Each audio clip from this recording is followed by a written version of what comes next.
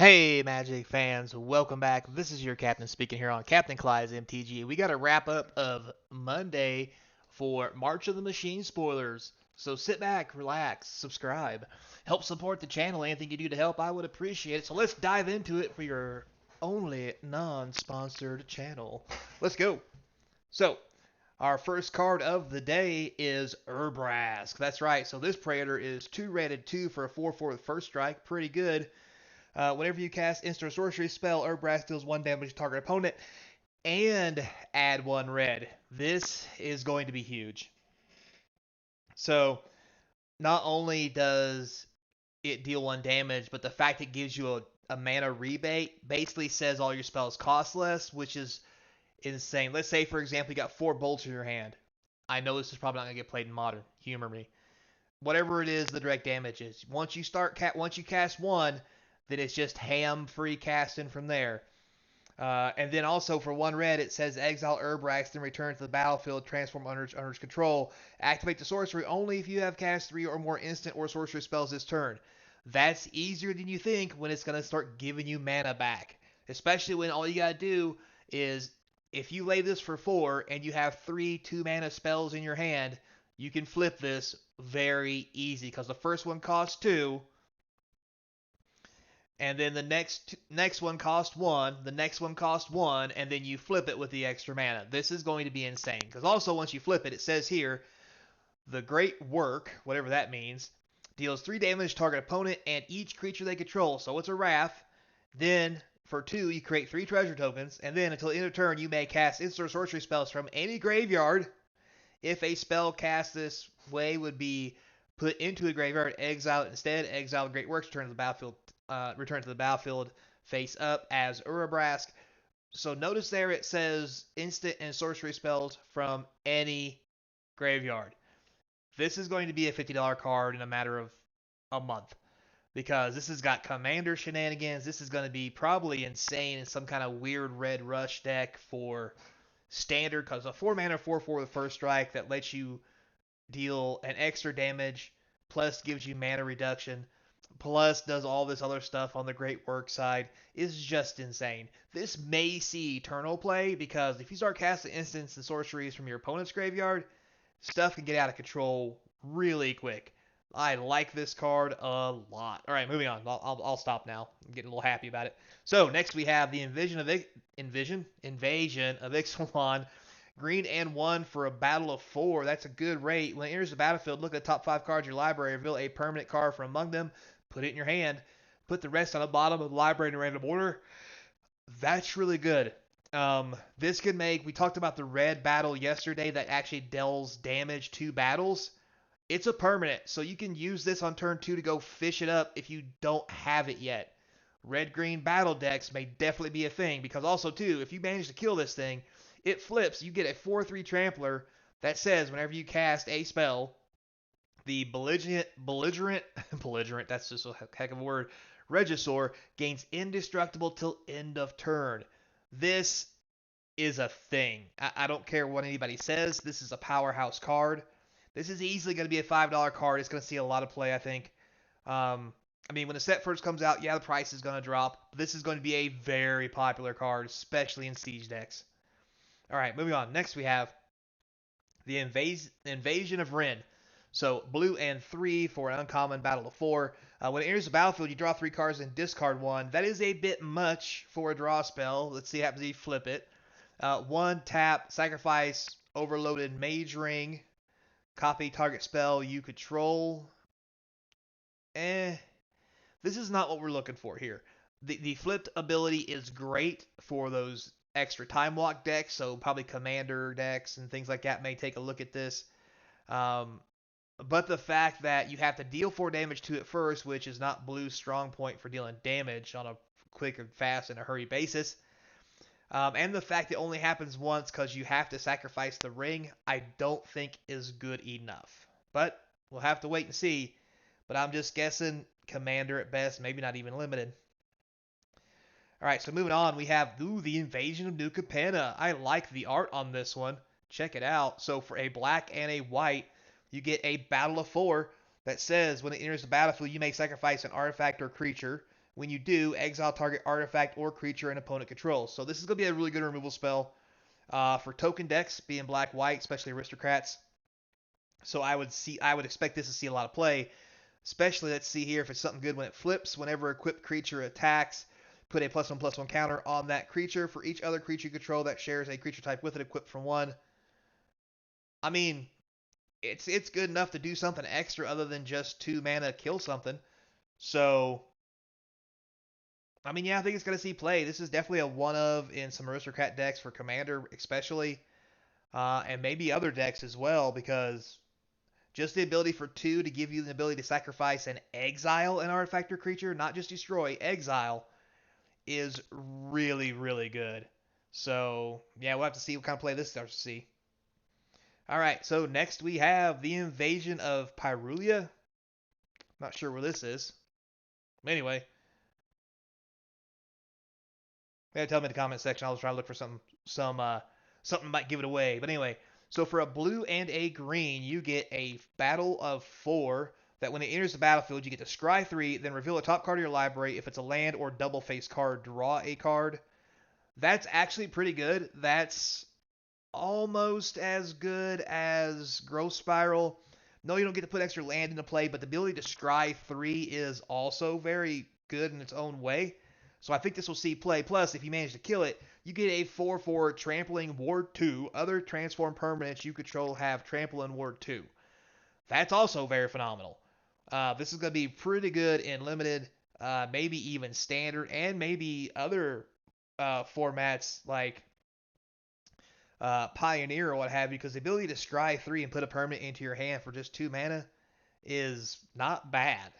Just saying. All right, next we have the Invasion of Pharaohs. Here we go. Oh, look, it's a Johnny.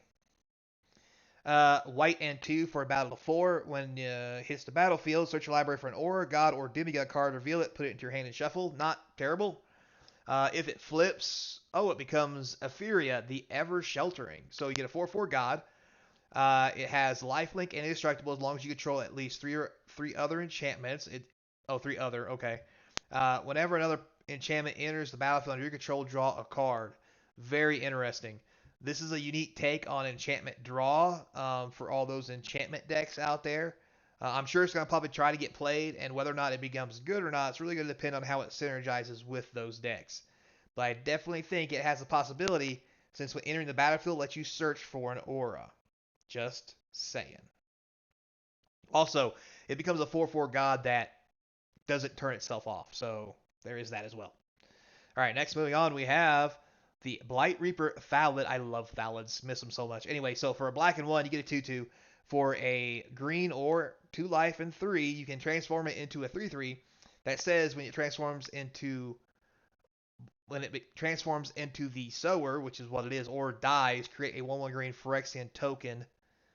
Probably good for limited. I don't think it's going to see anything past that because 4 mana is a bit much. But you do get the mana back, but I think it's a little too slow for standard. If it's too slow for standard, it's probably too slow for a lot of other formats when it doesn't have any kind of combo ability. So, but still, good limited card. Next, we have the Rampaging Raptor, 2 red and 2 for a 4/4 Trample Haste. That's going to be the next thing. It's going to be everywhere. It also has a red and 2. It gets +2/+0 in a turn. It says when it deals combat damage to an opponent, it deals that much damage to target planeswalker that player controls or battle. So this is the new QB. Not quarterback, questing beast. This thing is insane. It has trample. It can get bigger. It blows up battles while punching your opponent in the face. This is going to be a very powerful card, and it's probably going to see a lot of play in battle decks as one of the few cards that's not a battle, but has the effect you need to make sure the battles do get to be destroyed and get them to go off. So, great card. I like it a lot. Next, we have, the Invasion of Eldraine. Look at that. So, black and 3 for a battle of 4. When it enters the battlefield, target opponent discards 2 cards. That's on par for a decent limited card if you happen to kill it. 2/2 flyer at the beginning of each opponent's upkeep. If that player has 2 or fewer cards in hand, Prickle Fairies deal 2 damage to them.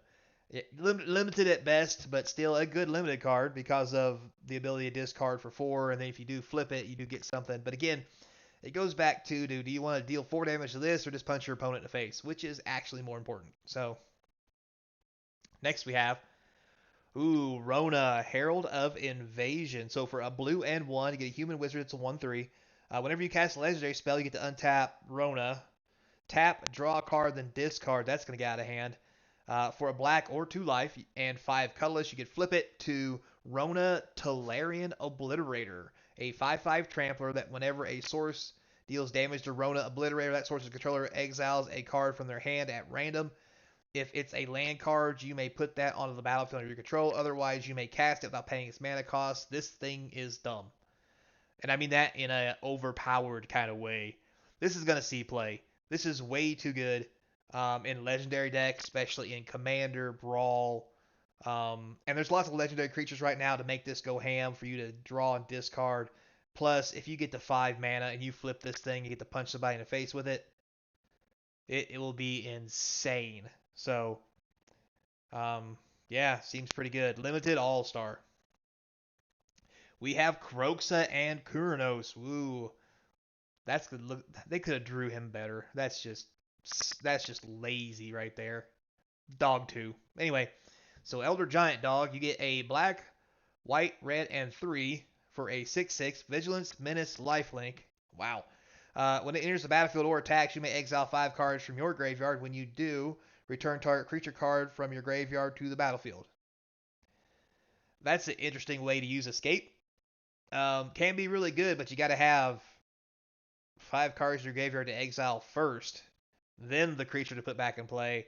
I'm sure it's going to see some play, but at 6 mana, it's rough. Definitely a commander player, and it's going to obviously be good and limited just because it's freaking monstrous. All right, next we have Dejuri and Hazoret. Look at them little fellas. All right, so white, 2 red, and 2 for a 5/4. As long as 1 or fewer cards are in hand, they have Vigilance and Haste. That's pretty good. Whenever it attacks, look at the top 6 cards of your library. You may exile a legendary creature card from among them. Put the rest on the bottom in the random order. Until end of turn, you may cast the exile card without paying its mana cost. More free casting. This thing's going to get out of hand in several commander decks because of the fact that you'll just swing with it and then start casting nappy stuff for free off the top of your deck. Yeah. Other than that, it's probably going to be okay and limited if you're playing white-red, just because it is huge and what it does. For standard, we're going to have to wait to see what kind of synergies we got going on, if this is going to be good or not. But it very well could be. I mean, if you get 5 mana, you get to swing with it and then do your thing, which could be devastating enough. Next we have Kinra Spell Spear. Okay, so red and 1 for a 2/2 with trample and prowess. That's very good. Nice rate for a blue or just 2 life and 3 colorless. It flips to a 3/3 with trample and ward 2 and prowess. Wow. So what this means is if you manage to flip this and it doesn't die, once you cast a, let's say, lightning bolt, this thing becomes a 5/5. Now it also has trample. Plus it has ward 2, making it harder to kill. Meaning this thing is going to be nuts. It's going to be great and limited. It's probably going to see some action in standard. It's just people just trying it out. And maybe even, I mean, this could be a card for like, mono red and modern, or maybe even Death's Shadow, just because of the ability to deal damage to yourself. Plus, if you cast, one of the spells that gives double strike and trample, I mean, making something a 5/5 and giving it double strike when it has trample plus ward, and it becomes a 5/5, so now it's gonna do 10 damage. This is gonna see play. Whether or not it's gonna be good is gonna be up to how it plays out. So moving on. Collective Nightmare, black and 2 for an instant with Convoke. Target creature gets -3/-3 to end a turn. Fine removal. Good for limited. Probably the only action it's going to see, though. But still a good card for limited, so probably something we need. Next, we have Ordine. Oh, yeah, never mind. That's not English. Order of the Mirror. So anyway, for 1 blue and 1, you get a 2/1 creature human knight that for a white or 2 life and 3 colorless, you get to transform it into a 3/3 that whenever it becomes blocked by a creature, that creature gets -1/-1 in a turn. Not bad. I don't think it's good. Um, if a night deck becomes a thing, this could be a thing in standard, but other than that, probably a good limited card at best. Next, we have the Aether Blade Agent. For black and 1, you get a 1/1. Human Rogue with Death Touch, great for limited. You can transform it for 2 life and 4 colorless or black. It becomes a 3/3 Death Touch. When it deals combat damage to a player, draw a card. Alright, limited All Star, period. After that, probably not too much. It dies too easy because it's just a creature and it's hard to get built up. But it's okay. Next, we have Tarkir Duneshifter. So for 1 white, you get a 1/2. That's already a great rate for a Dog Warrior. But anyway, for a green of all things, or 2 life and 4 colorless, he becomes a 4/3 with trample. Limited filler space at best. Next, we have the Invasion of Gabakhan. God, I probably butchered that. Anyway, for a white and 1, you get a battle of only 3. That's pretty good. When it enters the battlefield, look at target opponent's hands. You may exile a non-land card from it. As long as that card remains exiled, the owner can play it, but it costs 2 extra. Oh, it's like that 3/1 flyer, except it's 1 cheaper and doesn't have a creature attached to it. But if you kill it, what do you get? At the beginning of your end step, put a +1/+1 counter each creature that attacked this turn. Or you can sacrifice it. Creature you control gain hexproof, indestructible. That seems really good and playable in white. Um, I think we're probably gonna see this in some mono white builds and maybe even in modern, just to slow people down while giving you a way to protect creatures. But maybe not. I mean, maybe Selfless Spirit is better. We'll have to wait and see. But it's a pretty good card. Next we have Nahiri's Witchcraft. That's funny. 2 red and 1 for a sorcery. It deals 5 damage to target creature, planeswalker, or battle. Again, a red spell that deals damage to battles. Look at top 5 cards of your library, where X is the excess damage dealt this way. You may exile one of those cards, put the rest of the bottom of your library in random order. You may play the exiled card until end of turn. This is really good. It's going to see a lot of standard play. It's probably going to see play in Commander just because it does a lot of damage for 3 to about anything. But mainly going to be comboed with battle decks. So, but still, I think it's a good card. It's good rate, good value, good and limited. Invasion of Kylem. Where is Kylem? Anyway, red, white, and 2 for a 5 battle. When it enters the battlefield, up to 2 creatures you get +2/+0, gain Vigi and haste in a turn. Not bad.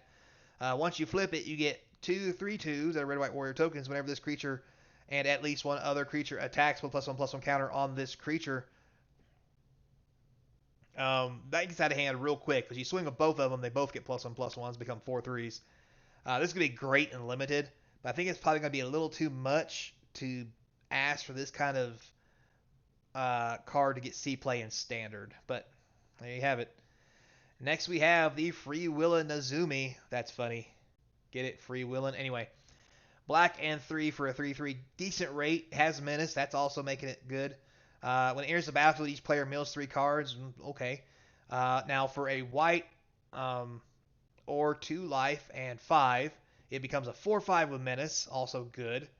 When creature transforms into the Foul Flesh Wheeler, put target permanent card, mana value 2 less, for graveyard on the battlefield under your control. It's okay for limited. It's probably about as far as it's going to go. Doesn't do a whole lot for anything else. Next, we have Abominable Sleep. Blue and 3 instant with Convoke. Tap up the 2 target creatures, put a stun counter on them, then put another stun counter on them. So, limited All-Star taps everything down for like 3 turns. But at best, limited. Next, we have. Whoopsie. That thing's not in English.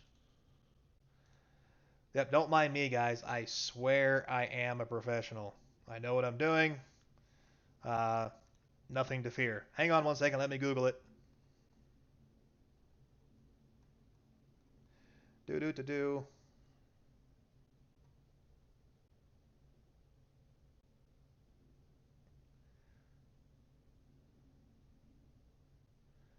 Where'd it go? Come on, Google. Don't do me wrong. Let me see here. So 1/3 for 1 and 1.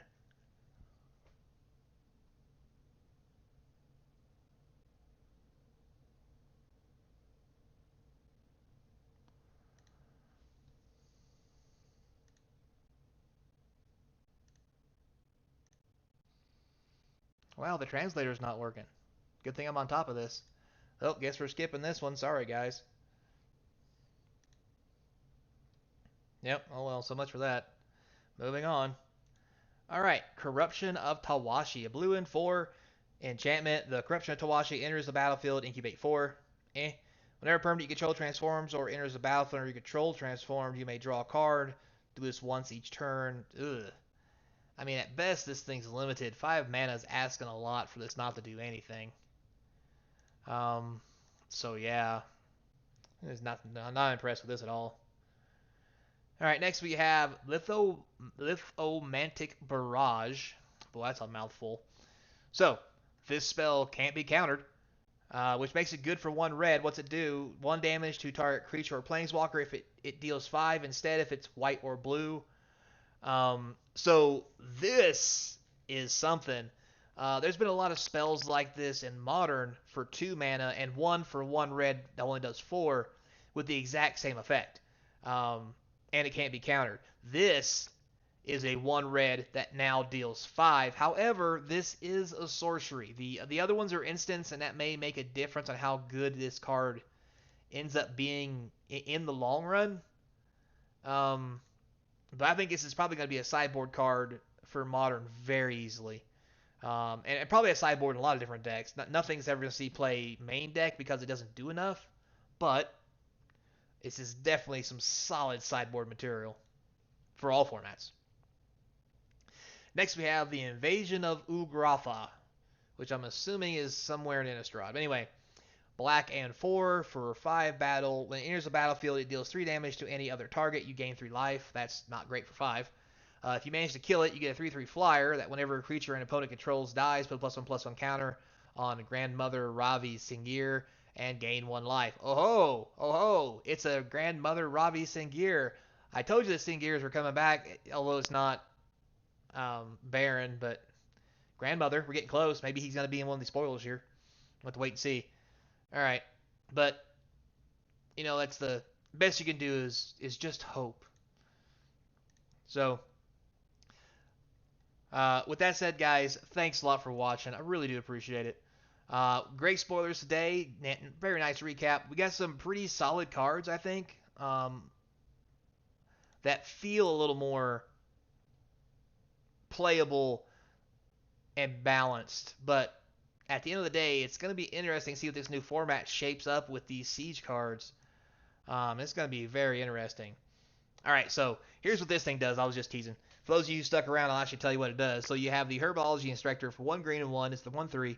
Treefolk Druid enters the battlefield. You gain 3 life. You can transform it for a Phyrexian or a black and 6. And you gain 3 life when you transform it.